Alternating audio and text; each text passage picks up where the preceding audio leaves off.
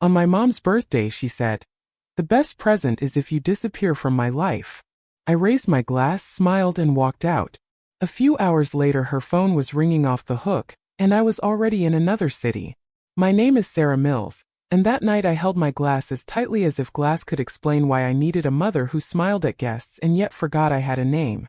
The room smelled of lemon tart and polish, the microphone squeaked, and Vivian, my mother, stood in the middle of the light like the hostess of any conversation.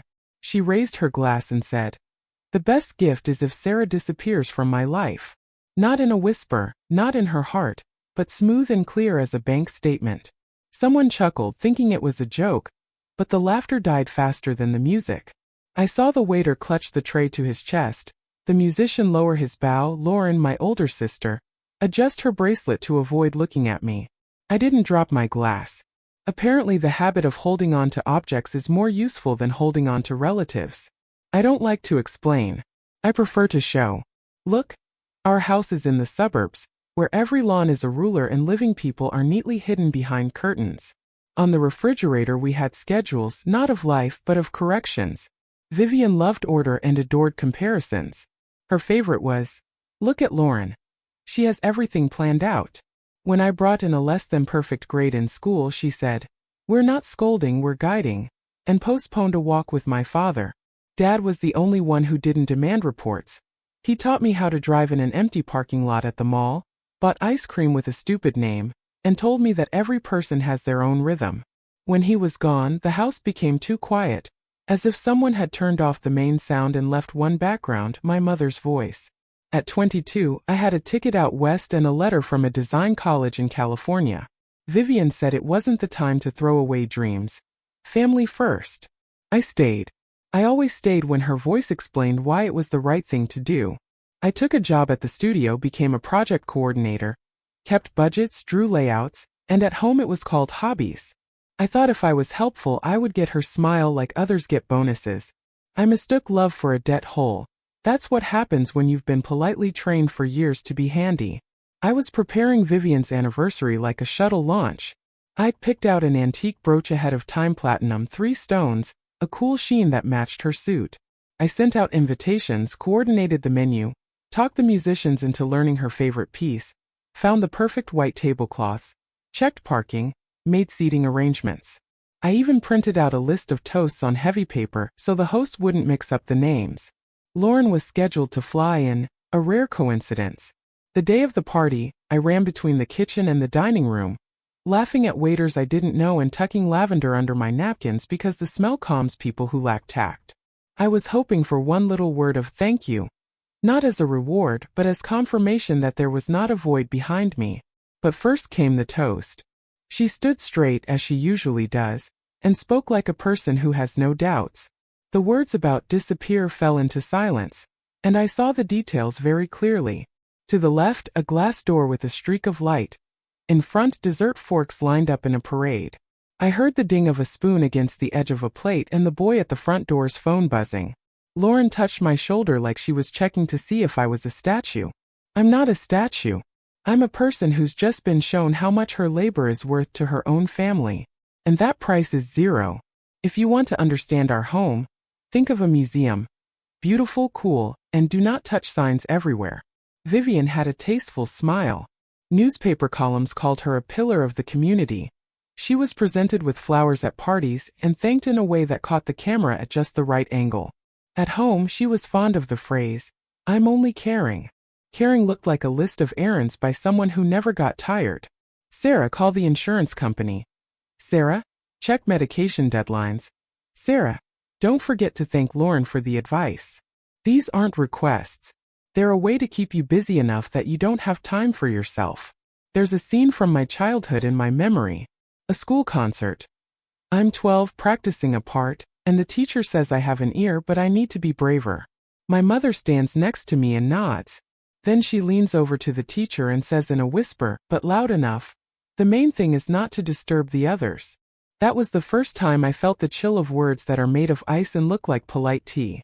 That day I realized, I am seen when I am comfortable. When I'm not, I'm gently pushed to the edge of the frame.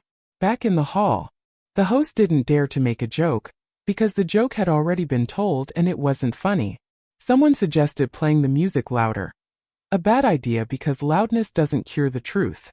I set down my glass, took out the velvet box and opened it like one opens the refrigerator door at night, without witnesses and without applause.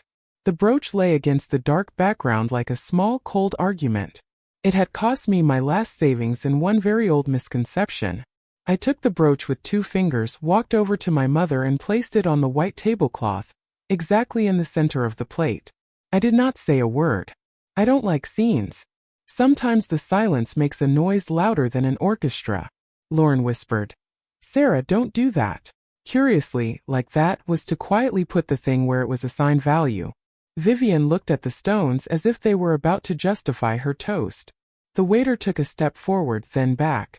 The musician muted the strings with the palm of his hand. I could hear the air conditioning, read the rustles like a professional stenographer. And in this seemingly meaningless acoustic, it became clear to me that this whole room is not about celebration. It's about power. The power to admire yourself in someone else's life. Exhale, I said to myself. I exhaled. There were still people around me who were used to living by the brochures, how to give, how to thank, how to pretend. But I still had my feet, my hands, and my right to step out from under the spotlight. I picked up my clutch, held my gaze for a second on the door with the strip of light and walked. Slowly, without theater, without stumbling like a person who decided to stop being someone's furniture. I didn't drop phrases, didn't ask for explanations, didn't count voices. I simply stepped out of the circle where I was being drawn with a pencil as instructed. Outside, the air was cool and honest. Alarms clicked in the parking lot. The cab driver argued with the navigator. And I stood empty-handed and thought about how sometimes the best way to preserve yourself is to lose someone's smile. She wanted a gift. I gave her the gift of disappearing. I said out loud and almost laughed. Not dramatically, not for the audience. Just because in that moment, the silence that had been living in my throat for years finally found its way out. I didn't know what the guests would say or who would rewrite the story to their liking. Frankly, I didn't care. I didn't have a plan, I didn't have a suitcase in the bushes or secret notes in my coat pocket. I had tired feet, icy fingers, and a clear thought. Love is not a debt pit. I walked to the parking lot exit and held the door for a second, just to hear the hall take another note without me. Sometimes the best toast is the one you don't raise. The next morning I woke up not to an alarm clock, but to emptiness. It was everywhere. In the refrigerator, where only an uneaten pie remained, in the phone, where there was not a single message, and in the house, which after yesterday seemed like a theater set. I sat on the edge of the bed and felt like I had nothing in my hands but silence. And that silence sounded louder than any toast I had ever heard. The first thing I did was go to a lawyer. Not because I was ready for war, but because I finally wanted to stop being a hostage. The office was in an old brick building that smelled of coffee and dust. The lawyer was dry, wore glasses, and spoke as if every word he said had already been through a notary. He asked, "Any joint accounts?" I nodded. "Who is the house registered to?" Another nod. "Are you ready to fix the boundaries?" I suddenly laughed. The damn word boundaries. For 32 years I'd lived as if my personal boundaries were an ornamental fence my mother could move wherever she wanted. Now this lawyer was talking about them like they were real property. We drew up the paperwork. A freeze on bills, an inventory of assets, a trust account to pay for her doctors.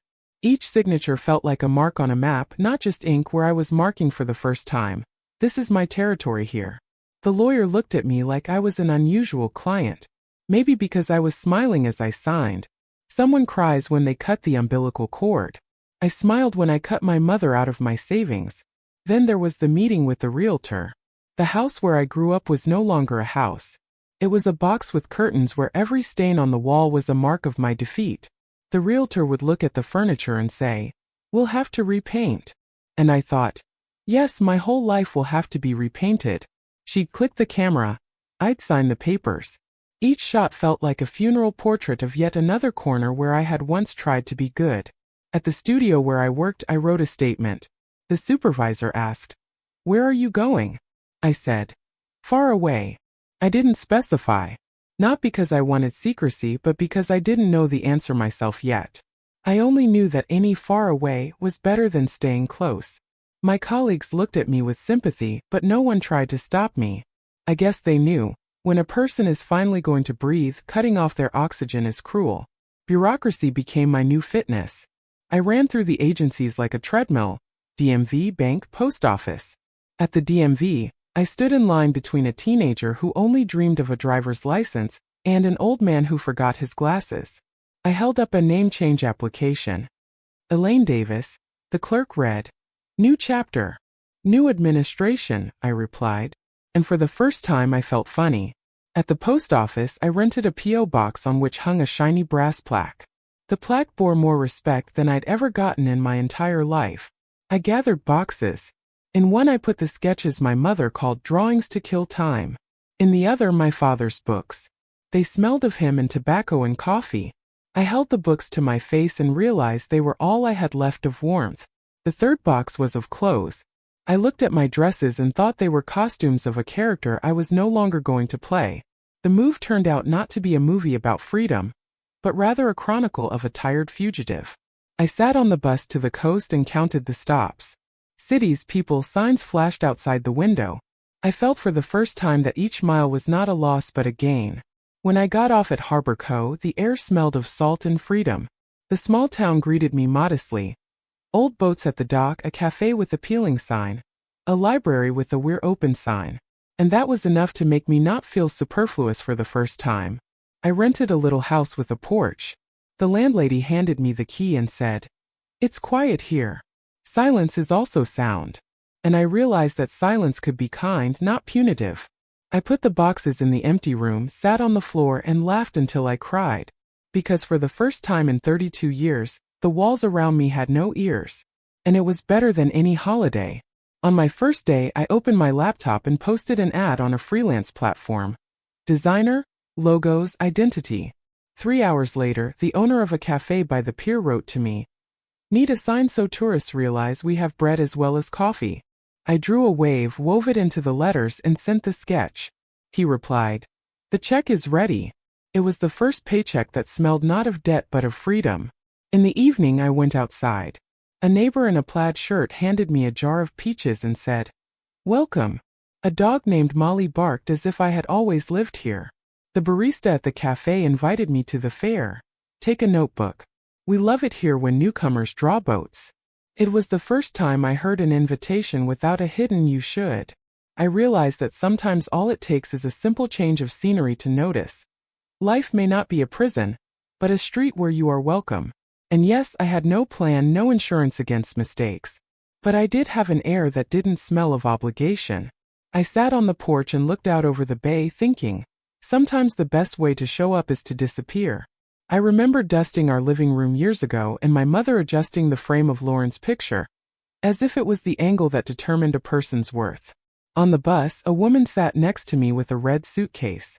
She said, "I'm going to see my son." And I thought, how easy it sounds to go to someone who is happy to see you by default.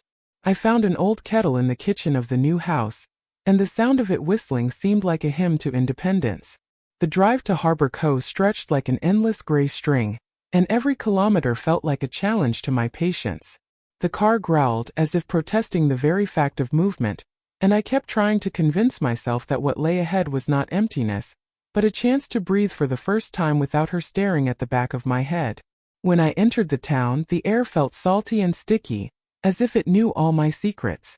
The houses were low with peeling paint, but there was more honesty in that than in all the smiles I'd seen from her for 32 years. My first thought was, honesty may be ugly, but at least it's real. I stopped at a motel where the carpets were older than most visitors. But there was something about the squalor, and I caught myself for the first time in years not dreading being alone. Loneliness wasn't a sentence, but a gift, wrapped in cheap paper but glistening with freedom inside. The silence of Harbor Cove seemed foreign to me at first. It didn't demand an account, didn't remind me of my mother's voice, didn't ask me where I'd been or why I hadn't called. I woke up to the creak of the floor, the hum of the refrigerator, and realized that this silence was on my side. I brewed coffee in the old kettle and laughed when it whistled, as if it were shouting for me all the things I hadn't said in years. I, Sarah, wife of my own decisions, finally heard myself without an editor named Vivian. The work was getting bigger. The owners of Tide and Grain loved my logo. A neighboring fishing tackle stand ordered packaging. A school asked for posters for a charity fair. I sat on the veranda aligning fonts, arguing with lines and catching a feeling I hadn't had since I was a teenager. It turns out I can do well without the applause of my family. Each bill paid wasn't just money. It was a small victory over the habit of making excuses for my breath. On the third Monday of my new life, the phone rang like an old siren. The number was from my last town. The reporter spoke too softly, the way one speaks when they're ready to bite. She asked if it was true that I had left an elderly mother without resources, and withdrew the money. I almost choked on my coffee. "Are you serious?" I asked. "We just want to show both sides," she replied. Both sides sounded beautiful, like a showcase. There was already a sign hanging in the window. A fundraiser for an abandoned mother. I called the lawyer. His voice was as dry and calm as paper. We met in the same office with a dark desk. He laid out folders, showed me the blueprints of my rescue. A trust to pay for Vivian's treatment and living expenses, payment reports, notices to banks to temporarily freeze joint accounts pending an audit. "This isn't an attack," he said. "It's a fuse." And it worked. I nodded and felt for the first time that rules could protect if they weren't written by one person in the kitchen. A day later, the article came out. In the photo, Vivian was flawless pearls, perfect styling, a look that knew how to gather sympathy. The text talked about a difficult mother's plight and an ungrateful daughter. At the bottom, the donation button flashed. The amount grew faster than the tide. The comments called me selfish and a traitor. I closed the laptop, then opened it again. I wasn't going to live under a desk because of someone else's story. The lawyer prepared a response. The doctors sent confirmations. The treatment plan was paid for, records of the visits were kept, and there were no risks due to the freeze. The platform received a request to verify the campaign's credibility. I signed an authorization to provide anonymized statements. The paperwork wasn't pretty, but it was honest. Honesty rarely wins beauty contests, but over the long haul it always comes in time. That same evening, Lauren called. Not her mother's voice, not a lawyer, not a journalist, her sister. She spoke more softly than usual. Asked if I could meet. Without my mom, without cameras, without anyone's advice. I agreed, though my heart was beating like a school metronome on a test. We sat down in a small park by the water.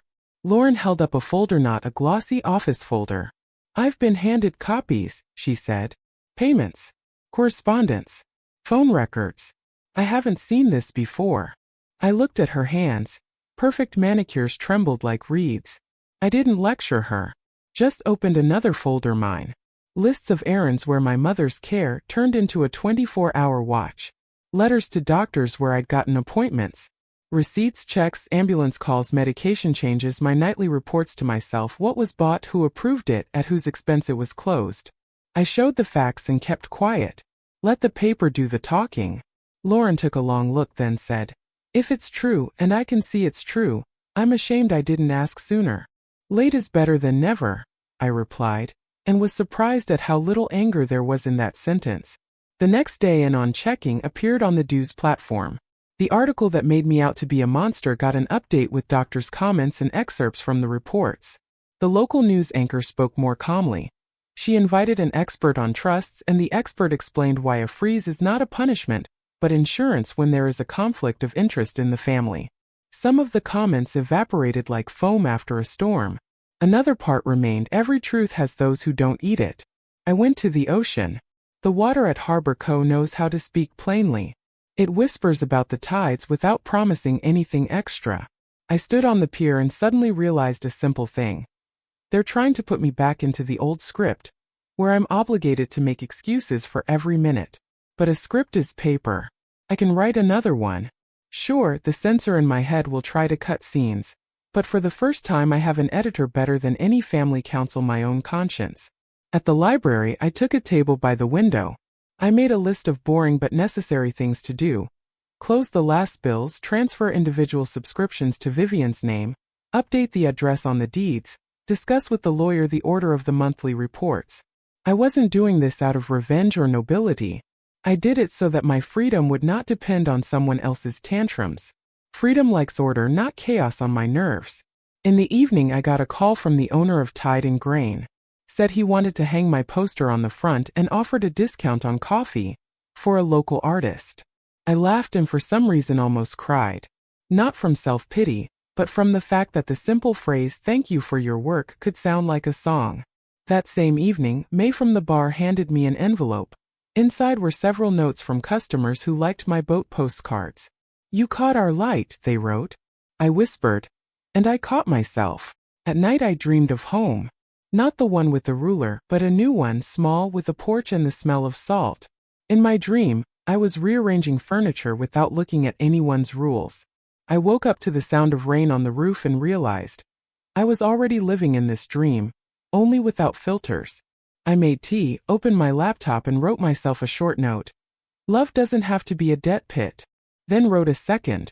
Sometimes the best way to save yourself is to disappear. In the morning, as I was getting ready to go to the library, I caught myself strangely calm. In a world that had just tried to paint me as a villain, I still had things that didn't need justification. Breathing work, people who said good morning just for fun. I folded copies of my documents and put a postcard with a wave on top like an anchor. When I closed the door, the kettle was still warm, as if the house had said, "Come back." I smiled. Coming back had become a choice, not an order.